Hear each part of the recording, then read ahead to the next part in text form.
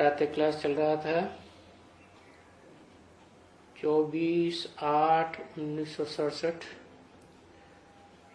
गुरुवार को। पहले पेज के मध्य में बात चल रही थी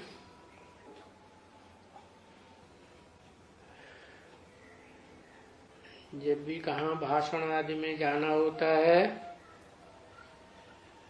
तो बच्चियों को पहले पहले ये समझाना है। भिन्न भिन्न जगह में जाती हैं तो पहले पहले विश्व में शांति का ही क्वेश्चन उठाना चाहिए,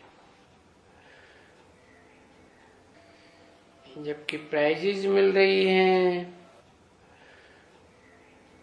विश्व शांति के लिए प्रयास करने वालों को। तो शांति वाले मनुष्यों को जो ये शांति के लिए दौड़ दौड़ करते हैं, और अभी शांति के लिए कोई दौड़ा दौड़ी करने की जगह है नहीं कि यहाँ जाओ वहां जाओ यहाँ जाओ। और ये शांति के लिए तो है शांति से बैठना।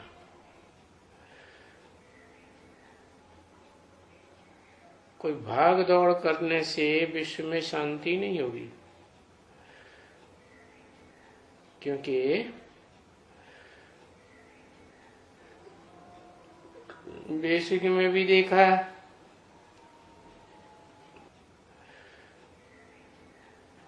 बहुत भाग दौड़ की ब्रह्मा कुमार कुमारियों ने। यहाँ प्रोजेक्टर शो करो, वहां प्रदर्शनी करो, वहां कॉन्फ्रेंस करो, मेले मला खड़े करो। शहर शहर में मेले मला खड़े होने लगे, दौड़म दौड़। परंतु बात तो समझाते हैं कि ये वाचा की सेवा ये तो भक्ति मार्ग में भी बहुत करते रहे। कितना कीर्तन गाते हैं, कितनी प्रार्थनाएं करते हैं, गुरुद्वारों में कितनी संगत बजाते रहते हैं, आवाज ही आवाज। और बाप तो कहते हैं तुम्हारी वाइब्रेशन की एकाग्रता से शांति स्थापन होगी। तो जो बाप सिखलाई देते हैं अपने स्वधर्म में टिको। स्व माने आत्मा, धर्म माने धारणा। अपनी आत्मा के धर्म में टिको, धारणा में टिको। पहले तो जानना पड़े कि मैं कौन हूँ, देह हूँ या आत्मा हूँ।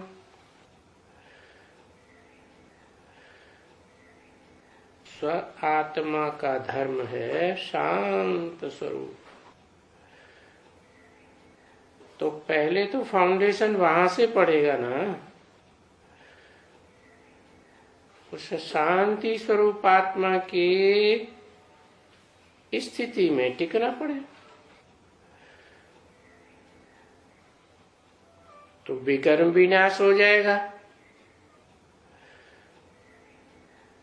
जब स्वधर्म में टिकेंगे तो शांति हो जाएगी। पहले अपने अंदर शांति चाहिए, नहीं तो कितना संकल्पों का विकल्पों का घुमाड़ा चलता रहता है। मन कभी शांत होके बैठता नहीं।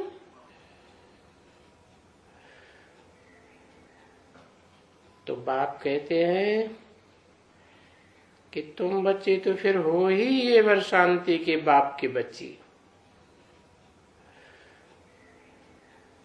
क्या जो बाप आत्मा है और वो एक ऐसी आत्मा है जो एवर शांति में रहती है। कैसे है? तुम तो इस त्रिगुणों वाली दुनिया में आते हो, सत्य रज तम में ये दुनिया तो परिवर्तन होती रहती है, लेकिन बाप तो सदा शांत सत्य धाम में रहते हैं, चतुर्युग में ही वहीं रहते हैं। एवर शांति तो उन्हीं में हुई ना। बाकी आत्मा तो षष्ठी रूपी रंगमंच पर आकर के पार्ट बजाती हैं तो कितनी धमचक्करी में आ जाती है।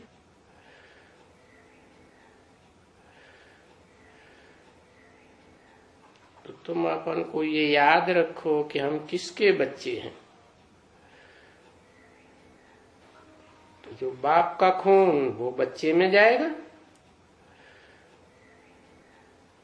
वो दुनिया में खून देह का होता है। देह में अच्छा खून भी नसों में बहता है, बुरा खून भी बहता है। ये है तुम्हारा संकल्पों का खून, आत्मा का खून। शुद्ध संकल्प और अशुद्ध संकल्प। तो ये चलते ही रहते हैं, शांति होती नहीं। तो ये शांति का वर्षा जो एवर शांति का बाप है उससे ही मिल सकता है।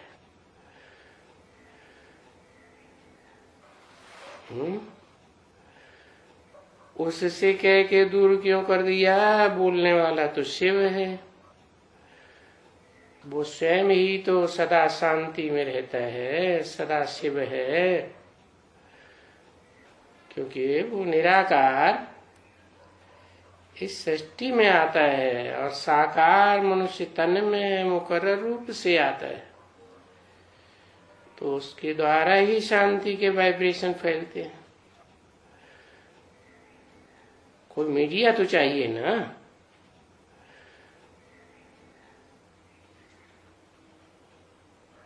पूछना चाहिए उन साधु संत महात्माओं से कि उनको कोई को मोक्ष मिला है क्या?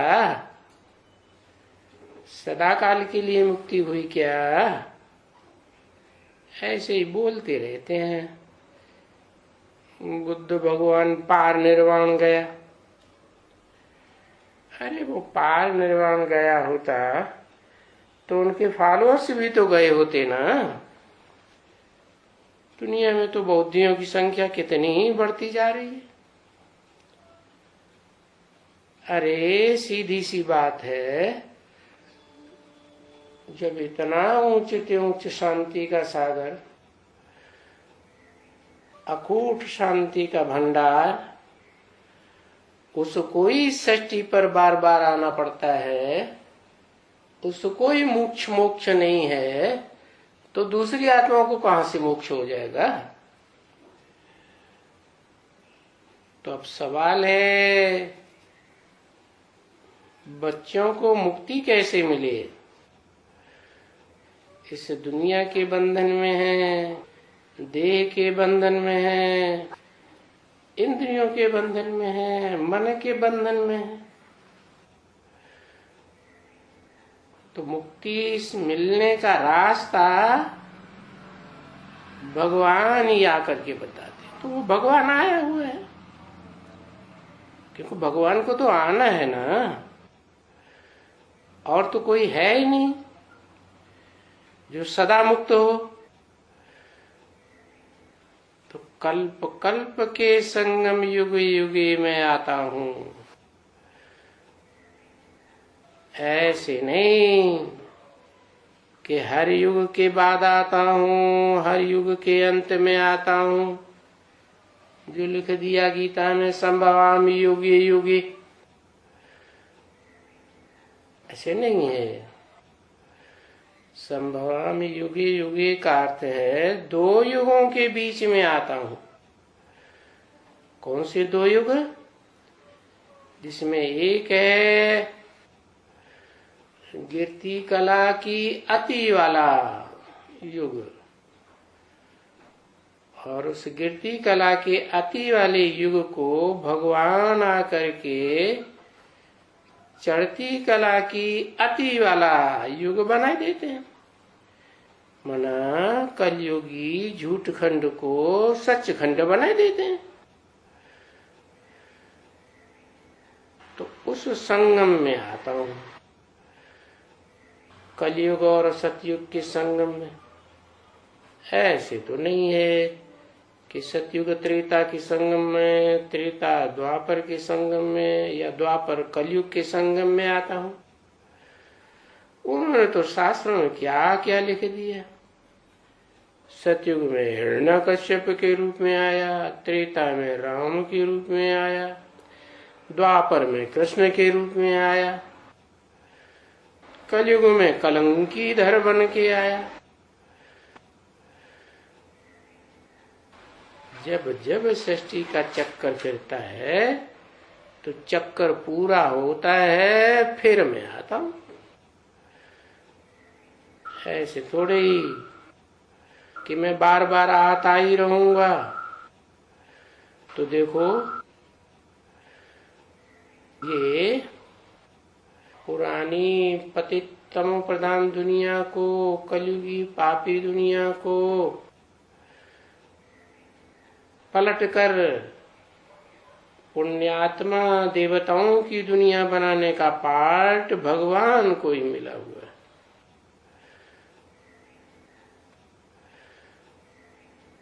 तो फिर बच्चे कहें कि हमको मोक्ष चाहिए। अरे भगवान जब बार बार सृष्टि पर आ रहा है तो तुमको मोक्ष कैसे मिल जाएगा? कहते हमको पार्टी नहीं बजाना इस सृष्टि में। अरे पार्ट ही नहीं बजाना तो क्या तुम्हारी आत्मा विनाशी हो गई? नहीं, आत्मा तो अविनाशी है। अविनाशी आत्मा का पार्ट भी अविनाशी है, तो पार्ट तो बजाना पड़ेगा ना। ये कैसे हो सकता है कि ड्रामा में से पार्ट ही कैंसिल हो जाए? अरे वो दुनियावी ड्रामा होते हैं, उनकी रिहर्सल भी होती है और फिर ड्रामाबाजी खेलते हैं। तो क्या एक ही बार खेल के बंद कर देते हैं क्या?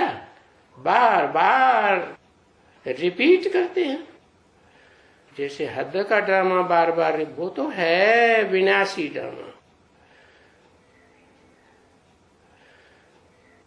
कोई जरूरी नहीं है कि हर युग में, हर कल्प में वो चलता ही रहेगा। लेकिन ये तो ऐसा ड्रामा है जो अविनाशी ड्रामा है। अविनाशी आत्माओं का पार्ट है। हाँ, ये जरूर है, कोई आत्माओं का पार्ट थोड़ा है। षष्टि रूपी रंगमंच पर चतुर्युगी में कोई का पार्ट लंबा समय का है। बाकी पार्ट तो बजाना ही पड़ेगा। ये कैसे हो सकता है कि पार्ट ही न बजाए? अब ये बातें तो जो सारा दिन विचार सागर मंथन करते हैं दूसरों को समझाने के लिए, अभी बाप क्यों समझाने के लिए आया हुआ है? अरे बाप तुमको समझाते हैं, तुम फिर औरों को समझाते हो।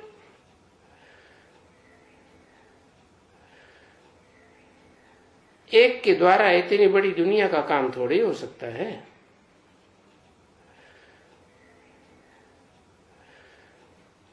तो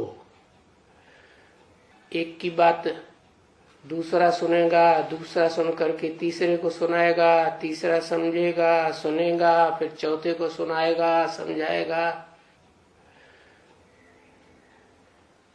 तो ज्ञान का जो कलेवर है वो कुछ बदलेगा या नहीं बदलेगा? बदलेगा। इसलिए बताते हैं कि जो ज्ञान है ईश्वर का, वो ईश्वर का ज्ञान तो सबसे जास्ती संसार में पवित्र चीज है।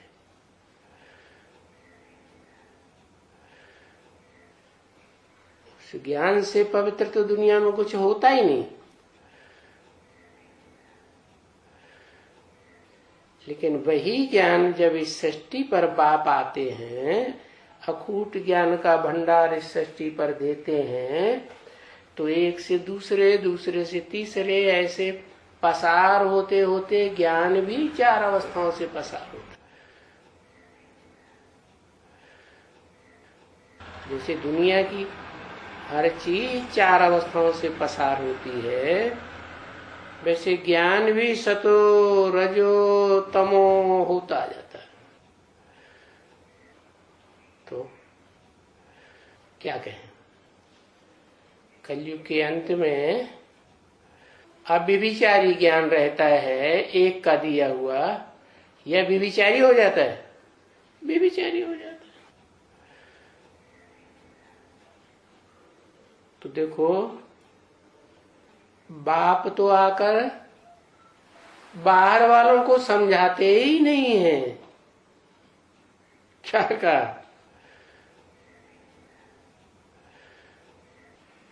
किनको समझाते हैं? बाहर वालों को बाप नहीं समझाते हैं, बाप तुम बच्चों को समझाते हैं।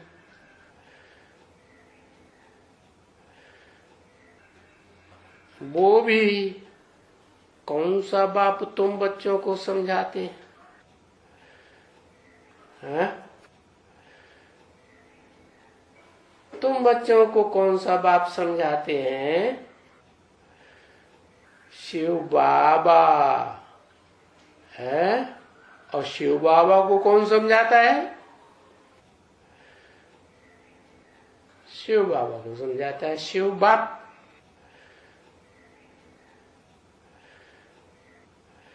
वो सिर्फ आत्माओं का बाप है, उसका कोई दूसरा संबंध नहीं है। बिंदु बिंदु बिंदु बिंदु आत्मा है और उनका बाप ज्योति बिंदु।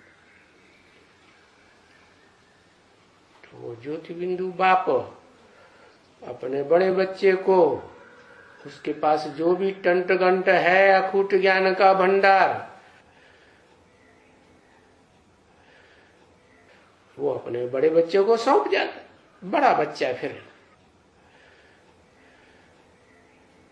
जो सूर्यवंशी डायरेक्ट बच्चे बनते हैं, उन पक्के सूर्यवंशियों को देता है।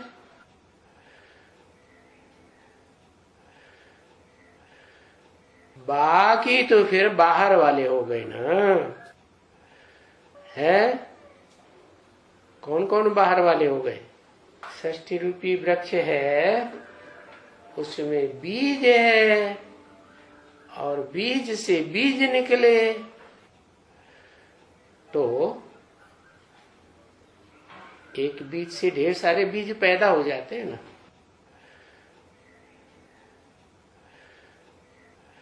बीज ही पैदा होते हैं, कुछ और भी पैदा होता है। और क्या क्या पैदा होता है?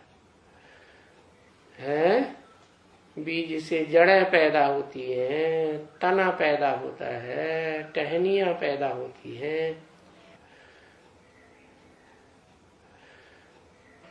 पत्ते निकलते हैं, फूल निकलते हैं, फल निकलते हैं। ये सब होता है ना।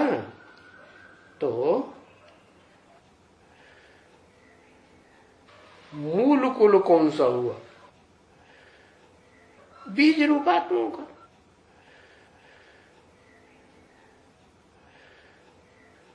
तो बाप तुम बीज रूप आत्माओं को समझाते हैं। बाप समझाते हैं कि बाबा समझाते हैं? कौन समझाता है? बाबा समझाते। बाप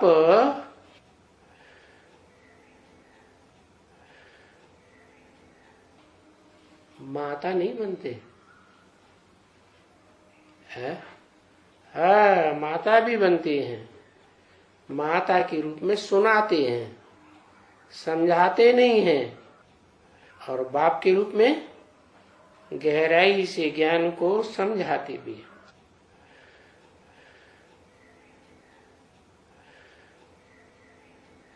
बाकी तुम बच्चों की समझाने की, समझने की, सुनने की, सुनाने की प्रैक्टिस जास्ती है क्या?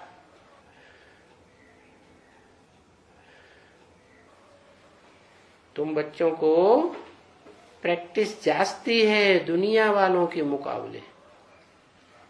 बाहर वाले कौन कौन हुए दुनिया वाले? इस्लामी, बौद्धी, क्रिश्चियंस, ये सब बाहर वाले हैं। जब बाप अथवा बाबा तुमको सुनाते हैं तो ये बाहर वाले नहीं सुनते हैं, आकर समझते नहीं है। जब दुनिया में ताबड़तोड़ विनाश हो जाता है, धूम धड़ाका हो जाता है, तो अशांति के टाइम में सुनने का टाइम ही नहीं। पढ़ाई कब होती है?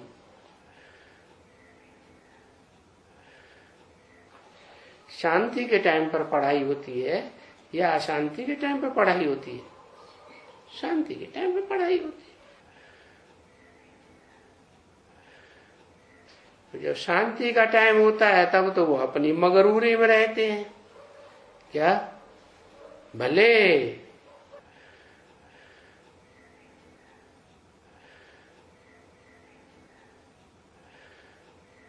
और बहुत कुछ बातों में बुद्धि लगाते हैं, लेकिन आत्मा के बारे में कुछ भी जानने की उनको इच्छा नहीं होती। भले कोई कितना भी भारतवासी कहते हैं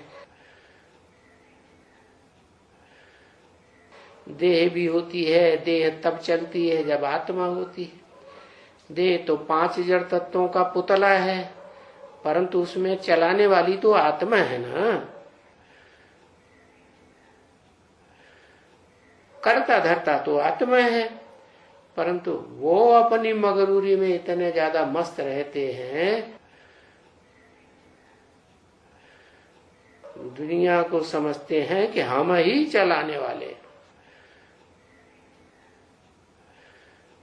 हम ही दुनिया को बिगाड़ने वाले हैं, हम ही बनाने वाले। क्या करने वाले हैं? देखा जाए तो दुनिया में गरीबों को मारने वाले हैं और अमीरी को बढ़ाने वाले। अमीरी भी ज्यादा बढ़ती है कि थोड़े लोगों में बढ़ती है? थोड़े लोगों में अमीरी आ जाती है, बाकी सारी दुनिया को खलास करना चाहते।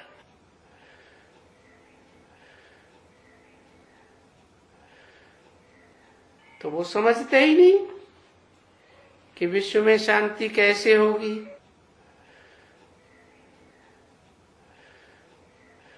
आध्यात्मवाद से शांति होगी या भौतिकवाद से शांति होगी?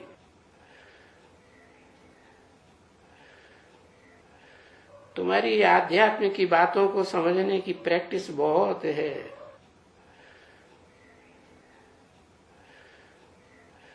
उनकी नहीं है, और वो भी तुम बाप से समझते हो।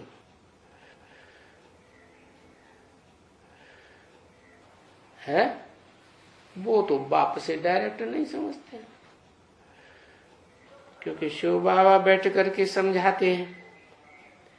क्या तुमको शिव बाबा बैठ के समझाते हैं तो सभी ब्राह्मण किसके बच्चे हुए? सभी ब्राह्मण जब शिव बाबा बैठ के समझाते हैं तो सभी ब्राह्मण समझते हैं। क्या कहा? ब्रह्मा समेत सभी ब्राह्मण समझते हैं। कौन समझाते हैं? शिव बाबा। माने शिव बाबा अलग चीज और ब्रह्मा बाबा अलग चीज।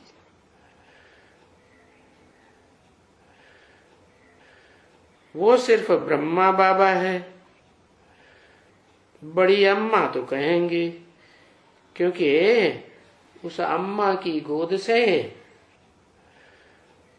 जो वसुधैव कुटुंबकम के 500-700 करोड़ बच्चे हैं, सब उसी से सुनते हैं। तो वो बड़े से बड़ा ब्रह्मा का रूप तो है, बड़ा फैल फूट जाता है।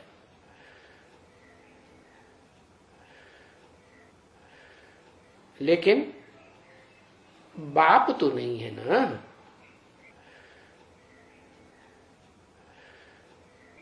बाप से जो वर्षा मिलेगा वो मां से थोड़ा ही मिलेगा। लेकिन छोटे छोटे बच्चे क्या पसंद करते हैं? बाप का वर्षा पसंद करते हैं, बाप का वर्षा लेने के लिए पुरुषार्थ करते हैं कि अम्मा के प्यार में मस्त हो जाते हैं।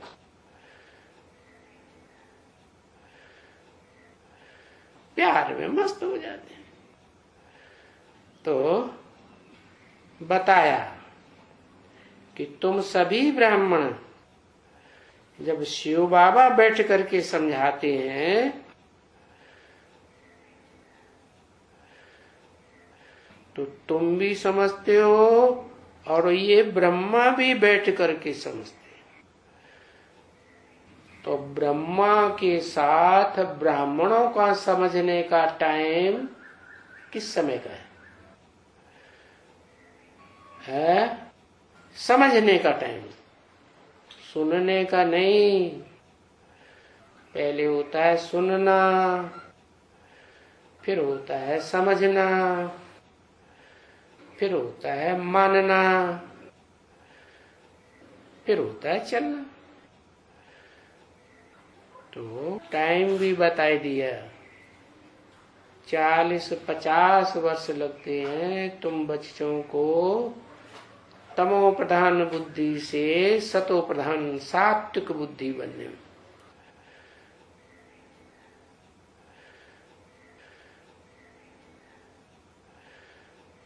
क्योंकि तामसी बुद्धि तो देह के चक्कर में ही मस्त रहेगी।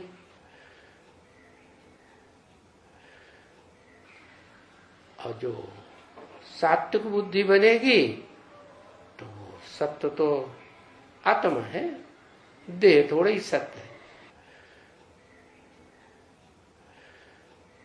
जो चीज आज है कल खत्म हो जाए उसको सत्य कहेंगे? नहीं कहेंगे। और आत्मा, आत्मा तो अविनाशी, आज भी है, कल भी रहेगी और सदा काल थी, सदा काल रहेगी। तो देखो ब्रह्मा बाबा भी समझते हैं एक शिव बाबा से, और तुम ब्राह्मण बच्चे भी समझते हो। तो तुम ब्राह्मण बच्चे कौन से कुल के हुए और ब्रह्मा बाबा कौन से कुल के हुए? है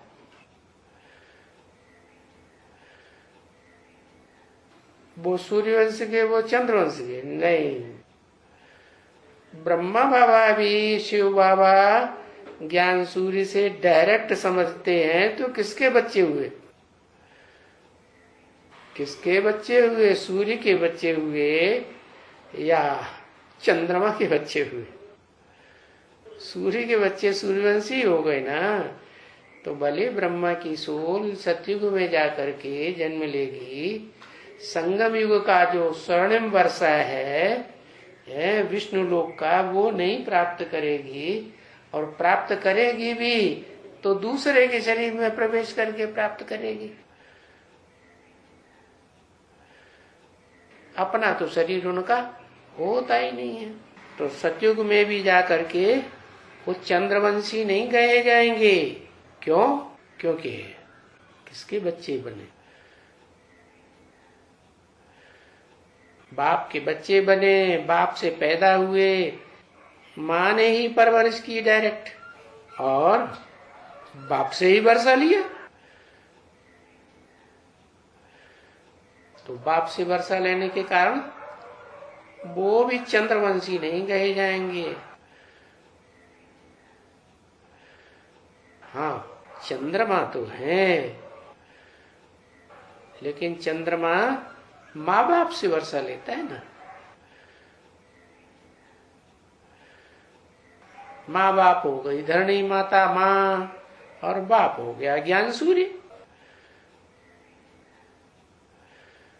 अच्छा, तो बाप तो साथ में है ही ना, उनको कोई समझाने की दरकार नहीं रहती है।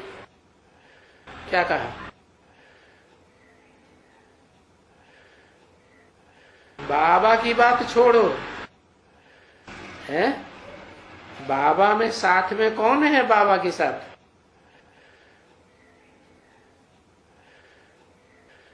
बाबा हम जैसे कहते हैं हे शिव बाबा भोलेनाथ, भक्ति मार्ग में कहते हैं ना, तो किसको कहते हैं? बिंदु को कहते हैं, या मूर्तिमान साकार शरीरधारी को कहते हैं? साकार शरीरधारी को कहते हैं ना शिव बाबा। लेकिन वो ये नहीं जानते कि ये जो साकार शरीरधारी मूर्तिमान शंकर की मूर्ति दिखाते हैं, ये कभी चैतन्य थी, और इस चैतन्य मूर्ति में शिव ज्योति बिंदु निराकार भी प्रवेश होकर पाठ बजाता है। तो वो अभी भी साथ में है, परंतु शिव बाप को, ब्राह्मणों को और ब्राह्मण बच्चों को समझाने की दरकार है या नहीं? नहीं है। शिव बाप किसको समझाते हैं? अरे हाँ, शिव बाप शिव बाबा को समझाते हैं, और शिव बाबा ब्रह्मा को भी समझाते हैं, और ब्रह्मा कुमार कुमारियों को भी समझाते हैं। जो डायरेक्ट ज्ञान सूर्य से सुनते हैं उनको समझाते हैं।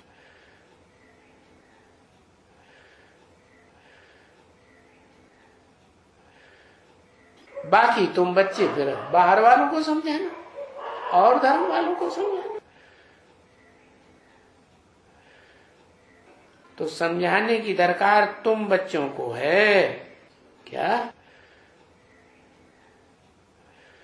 तुम बच्चों को समझाने की दरकार है। ये कौन बोला? कौन सी आत्मा ने बोला कि तुम बच्चों को समझाने की दरकार है? तो तुम बच्चों में कौन कौन शामिल हो गया है? जिन बच्चों को समझाने की दरकार है उनमें कौन कौन शामिल हुआ?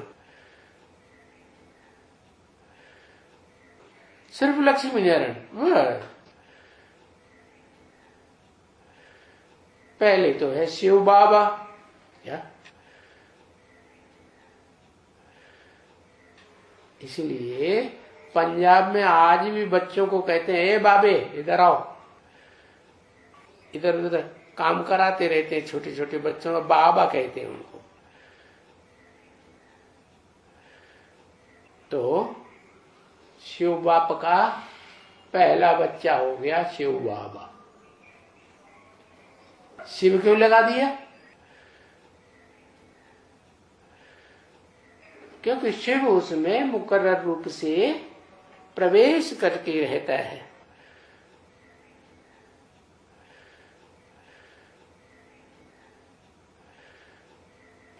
और प्रवेश करेगा तभी तो उसको समझाएगा।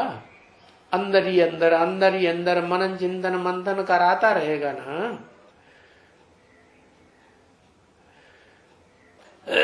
तो तुम बच्चों को फिर दूसरों को समझाने की दरकार है।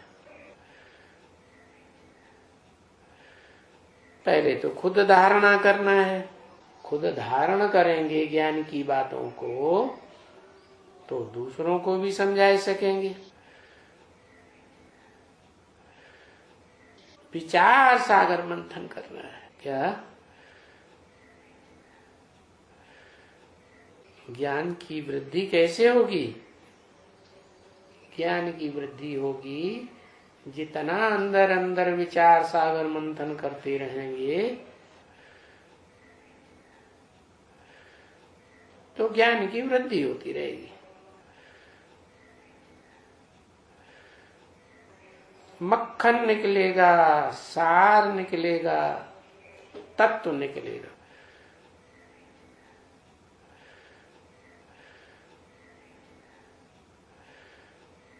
तो तुम बच्चों को क्या क्या करना होता है? सुनना होता है। माता से सुनते, माताएं ज्ञान की लोरी सुनाती है ना बच्चों को, तो ज्ञान की लोरियां सुनते रहे। फिर बड़े होते हैं तो समझते हैं।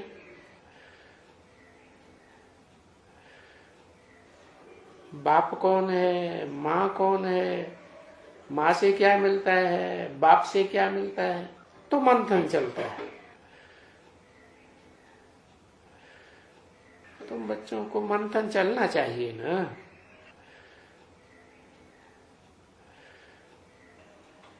क्योंकि खुद मंथन करेंगे, विचार बढ़ेगा, मंथन होगा तो तुम्हारे ज्ञान की वृद्धि होगी।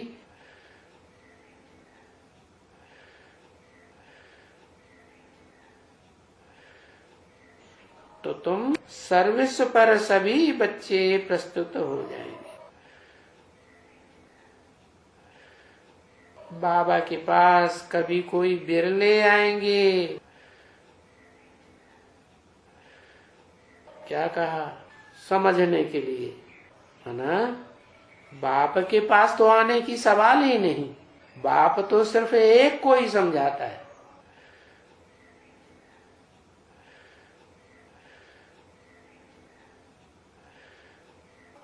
लेकिन बच्चे फिर किसके पास आएंगे? बिरले बच्चे होंगे।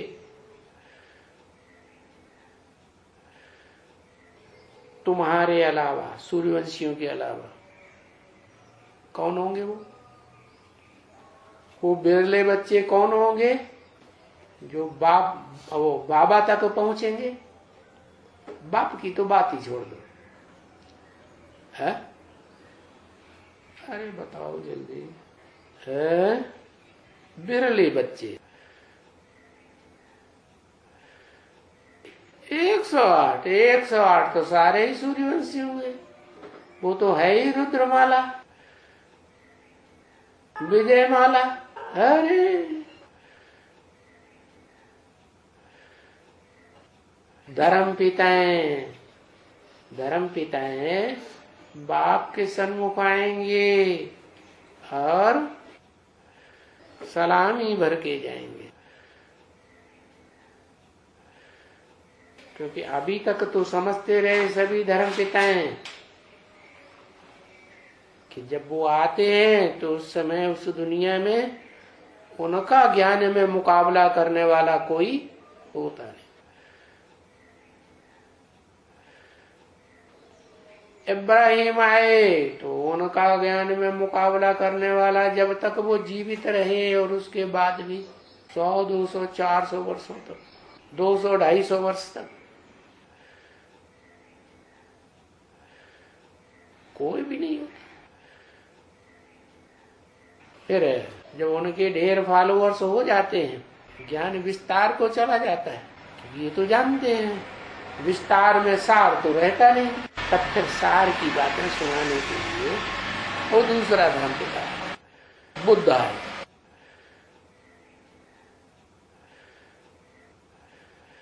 बुद्ध के जमाने में बुद्ध का मुकाबला करने वाला संसार में कोई भी नहीं था।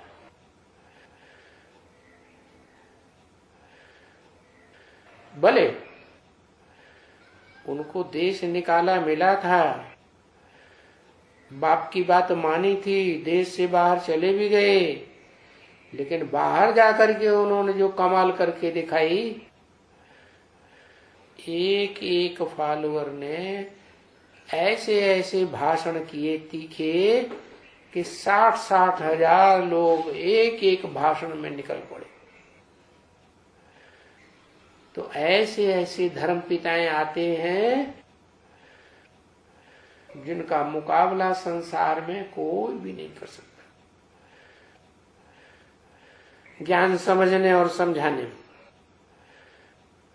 तो वो बाहर वाले बाबा के पास आएंगे, लेकिन कोई बिरले आएंगे बाबा तक पहुंचेंगे। उनके फॉलोअर्स पहुंचेंगे या नहीं, वो भी पहुंचेंगे। वो नहीं पहुंचेंगे, वो पावरफुल धर्म पिताएं पहुंचेंगे। बिरले आएंगे और अच्छी तरह से समझ करके भी जाएंगे। जैसे यहां बैठ करके समझाते हैं, कभी बाप समझाते हैं, कभी दादा समझाते हैं।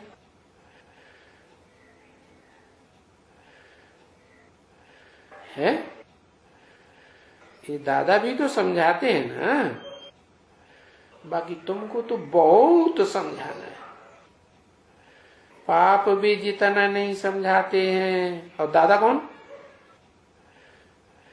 है? ब्रह्मा बाबा। ये दादा भी उतना नहीं समझाते हैं जितना तुमको समझाना है।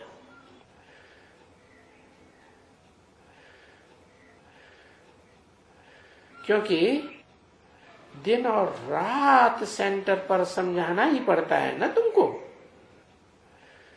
क्या सेंटरों पर बताया कि लाखों की तादाद में सेंटर्स हो जाएंगे तुम बच्चों के, तो उनमें उनका नाम दे दिया है भक्ति मार्ग में गीता मंदिर।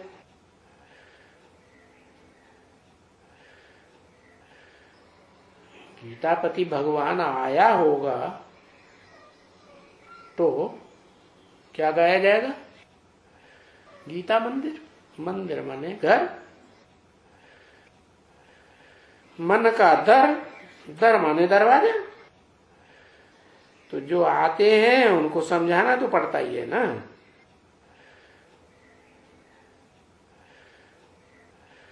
बाकी सेंटर पर आते ही नहीं है तो समझाने की बात ही नहीं है, क्योंकि तुमको तो सेंटर पर ही जाना है। किनको किनको? तुमको माने किसको? शिव बाबा को सेंटर पर ही जाना है। बाहर की दुनिया में तो जाना नहीं है समझाने के लिए। तो अभी म्यूजियम खुलते जाते हैं, और म्यूजियम जब खुलते जाएंगे और चैतन्य चित्रों की संख्या बढ़ती जाएगी तो दिन और रात आते ही रहेंगे। म्यूजियम्स में चैतन्य चित्रों का दर्शन करने के लिए आते हैं। क्या म्यूजियम में और प्रदर्शनी में क्या अंतर है? प्रदर्शनी इधर उधर घूमती रहती है, चक्कर काटती रहती है, मेले मलाखड़े भी होते रहते हैं। और म्यूजियम म्यूजियम भी एक जगह स्थिर हो जाता। जैसे शिव की अष्टमूर्तियां गाई हुई हैं, क्या शास्त्रों में कह दिया उनको, 8 वसुदेव है। वसु माने धन संपत्ति। तो वो वहां अपने अपने क्षेत्र में धन संपत्ति के अकूट भंडार हैं।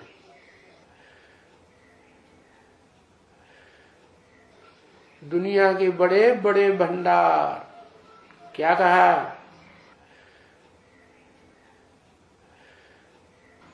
क्या बड़े बड़े भंडार हैं। कितने? 8। दिशाएं कितनी है? दुनिया में 8 दिशाएं हैं। तो 8 दिशाओं में वो 8 दिग्पाल बैठाए जाते हैं।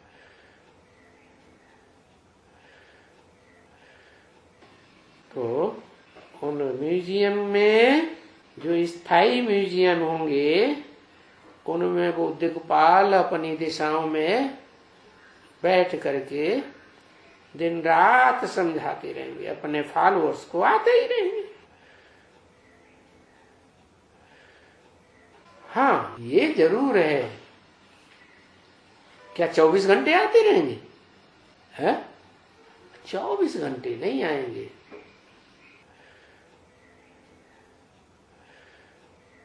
रात को नहीं आएंगे। क्या?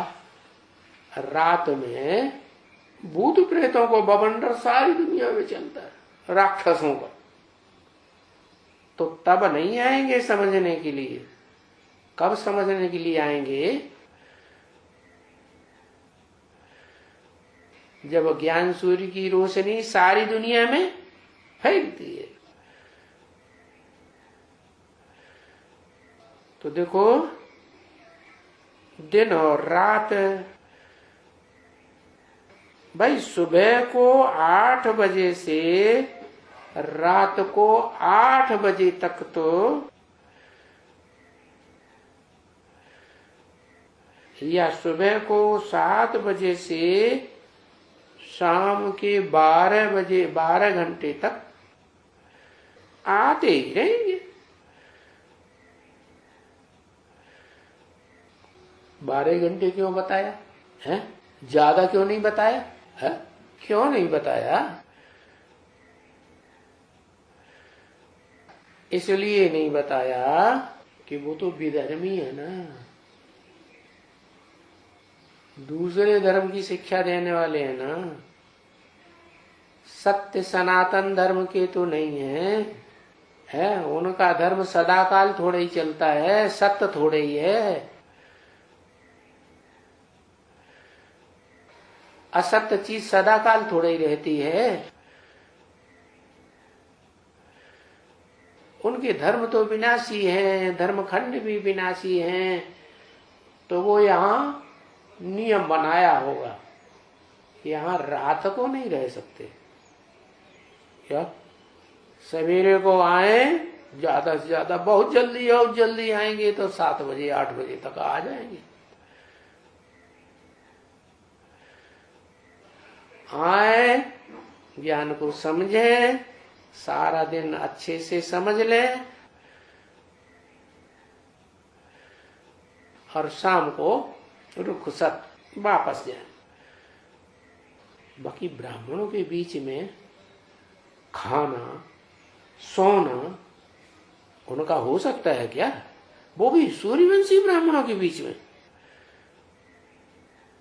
ना, उनको तो सवेरे को 7-8 बजे आना पड़े और शाम को वापस जाना पड़े।